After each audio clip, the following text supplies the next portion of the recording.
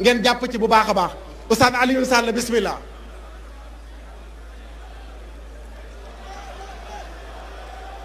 bismillahi rahmani rahim.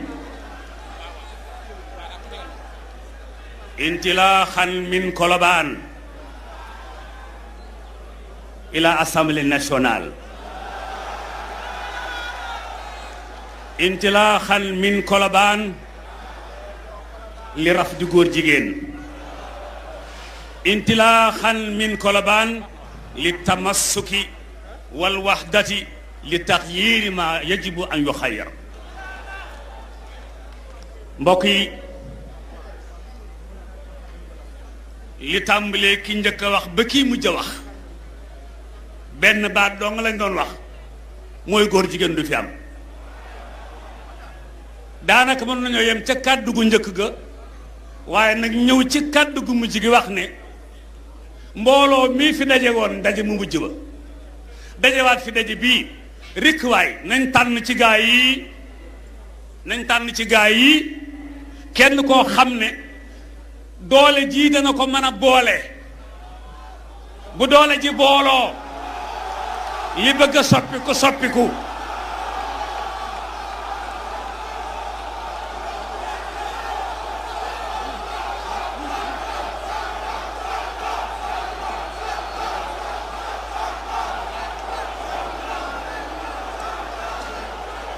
ndax lu ay birig bari buñ leen tegalewut duñ tudd miir duñ tudd kër ay birig dooma la ñuy tudd. lii fi daje te daje woon fi keroog daje male te man fee dajewaat waaye rikk waay nanu boole doole yooyu soppi li war a soppeeku changé li war a changé. ñii daal kuñ fal yaay falu kuñ foll yaay folleeku. bu fekkee ne bu diri ji amee lu ko naqari ñu ñëw daje demaat mu amoon lu ko naqari ñoo daje demaat dañuy daje demaat rek. te wolof nee na ku yab jàmbaar ca doxin wala. intilaaxan min Colobane ilal wahdati li raf di góor jigéen. kàddu gu njëkk ga ba ci kàddu gu mujj gi mooy du fi am tànn leen nag li fi jële lii fuñ ko mën a tànne baax na ca daara ja ca barab ba ca beneen ba ñu ànd ñun ñëpp def benn say kuñ fal yaay fal kuñ fal yaay faleew yàlla yàlla defar seeni mbir defar sunuy mbir ci def ci sunuy poos dara.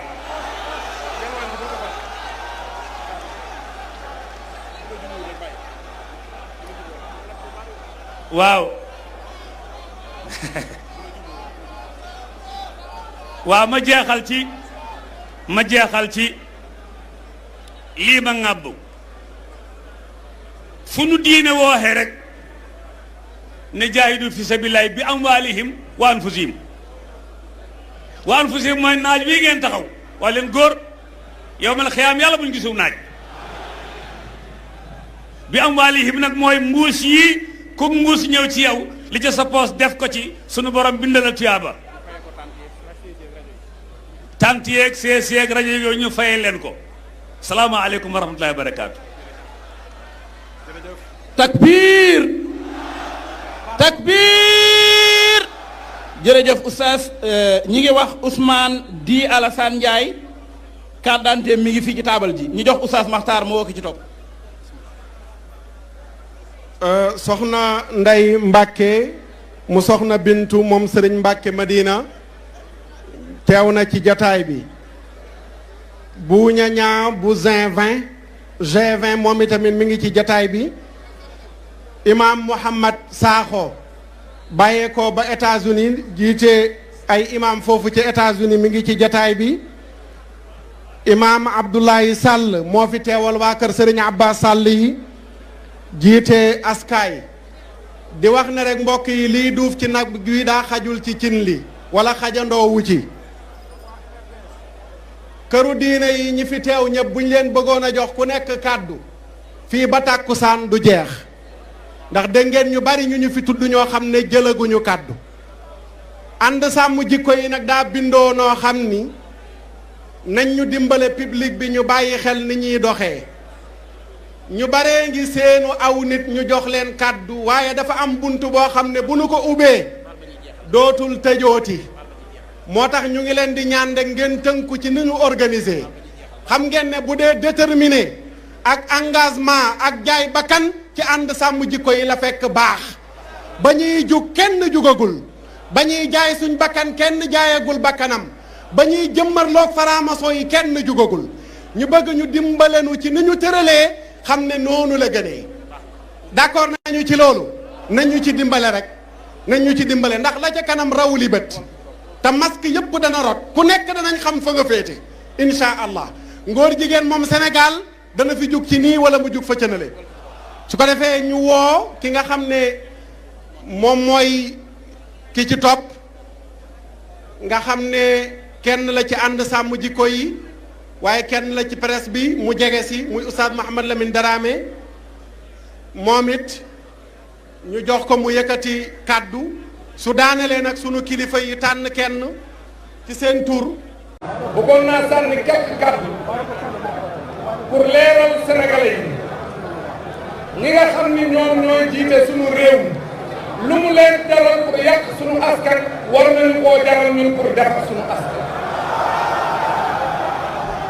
président de la république ak ay député suñu parewul pour voter ñu loi buy criminaliser l'homosexualité dinañu abal ci nii wala mu abal ñu ci nee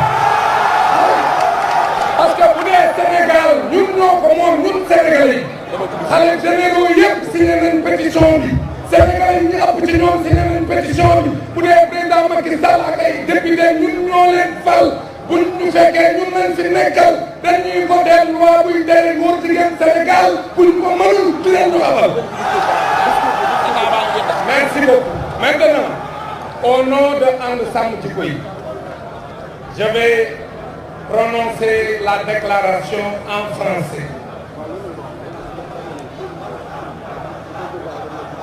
Et pour camper le débat, nous devons rappeler que ce qui a fait que And Samm Jikko Yi a regroupé les Sénégalais, c'est parce que on s'appuie sur la parole de Dieu et sur la parole de l'envoyé de Dieu.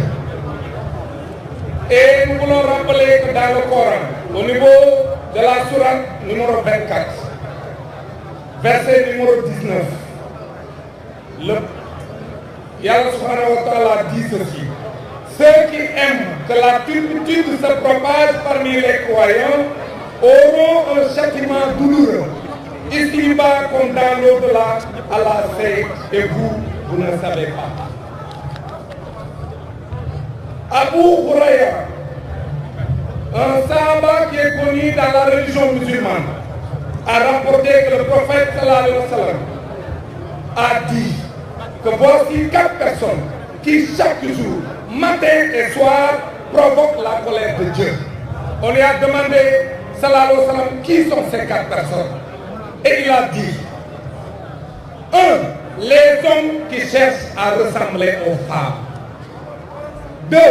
Les femmes qui cherchent à ressembler aux hommes. 3. Ceux qui font l'amour avec les animaux. 4. Les hommes qui font l'amour avec des hommes comme eux. Nous voulons dire, chers compatriotes, que d'abord nous vous remercions pour avoir répondu si massivement à notre appel. Comme vous le savez déjà, nous nous sommes réunis ici aujourd'hui par la grâce d'Allah subhanahu wa ta'ala pour lancer un message clair aux autorités politiques de notre pays. S'il vous plaît, messieurs et mesdames du gouvernement, arrêtez le déroulement de l'agenda pour la non-discrimination basée sur l'orientation sexuelle et l'identité de genre au Sénégal.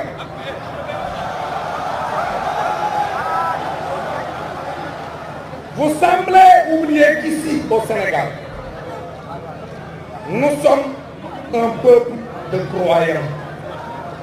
façonné depuis des siècles par l'esprit religieux, qu'il soit de tradition musulmane ou chrétienne. Un pays attaché aux valeurs et nobles vertus enseignées et défendues par tous les prophètes d'Adam à Mohammed, le sceau des envoyés en passant par Ibrahim, Moussa et Isa Mariama, que le salut d'Allah soit sur eux. Des valeurs et nobles vertus, que sont des hommes pétris de spiritualité et d'humanisme, qui ont tout fait pour ce pays, parfois jusqu'au sacrifice de leur vie. Pour les préserver au bénéfice du peuple, je veux citer sans ordre de préséance le vénéré Cheikh Oumar Tall, l'imam Moulay, Cheikh Seydi Hadj Malick, Mohamed Bamba Mbacké, Abdoulaye Niass et tant d'autres, adeptes des premiers et descendants des seconds. Nous n'entendons pas laisser périr leur héritage en laissant passer ce qui est plus qu'une forfaiture, le déroulement d'un agenda on ne peut plus satanique. Adeptes des premiers et descendants des seconds, nous n'entendons pas laisser périr cet héritage. Chers concitoyens au pouvoir, vous semblez oublier que vous y êtes grâce à notre suffrage, que vous êtes nos mandataires, et c'est donc exclusivement à nous que vous devez fidélité, et à nous, à aucune manière que vous devez fidélité à d'autres organisations comme nous.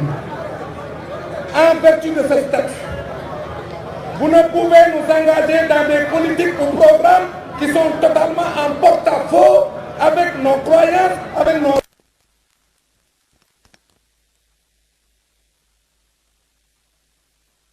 yëpp lu ngeen gis ne système personne qui dérange, je suis prêt à prendre beaucoup plus de recul pour bàyyi leen ngeen def ko mais nag tout à mais ma dénk leen rek li ma leen doon dénk fexe leen ba dëgg rek nekk seen doole fexe leen ba bu leen yab seen askan xam leen ne benn patron rek la ñu am mooy le peuple sénégalais seen patron tudd Sidy Lamine Niasse. Un lieu de rendez-vous du donner et du recevoir, un instrument de promotion d'une civilisation de l'universel, respectueux de la diversité des pays qui la composent et soucieux de l'enrichissement mutuel pouvant découler de cette diversité.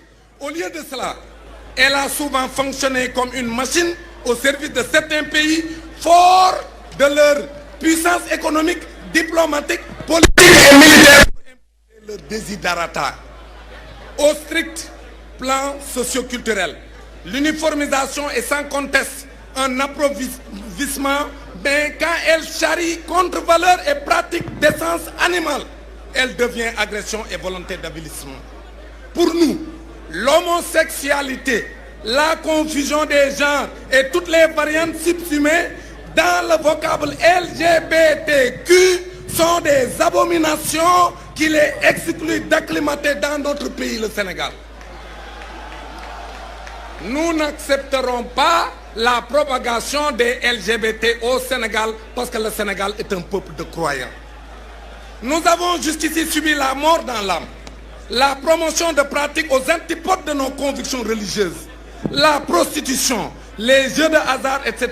Mais avec la question de l'homosexualité, notre réserve de patience est complètement épuisée. Contre la volonté de la légaliser, nous allons opposer celle de la criminaliser. Nous sommes conscients des enjeux de la question, du caractère stratégique qu'elle revêt pour ses tenants, de l'opiniâtreté de ces derniers quand il s'agit de réaliser les programmes concoctés dans les loges et les états-majors du mondialisme ambiant le nouvel ordre mondial. Mais nous saurons faire face, nous les Sénégalais. Nous avons la détermination possible et soutenable et souhaitable pour investir tous les fronts de lutte culturelle, politique, économique, sociale et religieuse. Nous avons pour cela la force sociale et politique qu'il faut, puisque c'est quasiment l'ensemble du peuple sénégalais qui refuse toute perspective de légaliser l'homosexualité, comme en atteste le nombre, la qualité et le statut des signataires de la pétition. Nous rappelons que tous les khalifes généraux du Sénégal ont signé la pétition. Nous avons encore en mémoire les tractations sordides des années 60 qui ont abouti à l'imposition du Code de la famille de 1972, malgré le rejet quasi unanime des chefs religieux musulmans par le biais du Conseil supérieur islamique. Nous avons encore en mémoire le mépris affiché par la plus haute autorité de l'État à l'égard du Code musulman de statut personnel suite au travail sérieux et responsable du CIRCOF. Nous avons tiré les leçons de ces ratés du passé et nous allons travailler et nous travaillons depuis lors aux voies et moyens pour que des causes aussi fondamentales que celles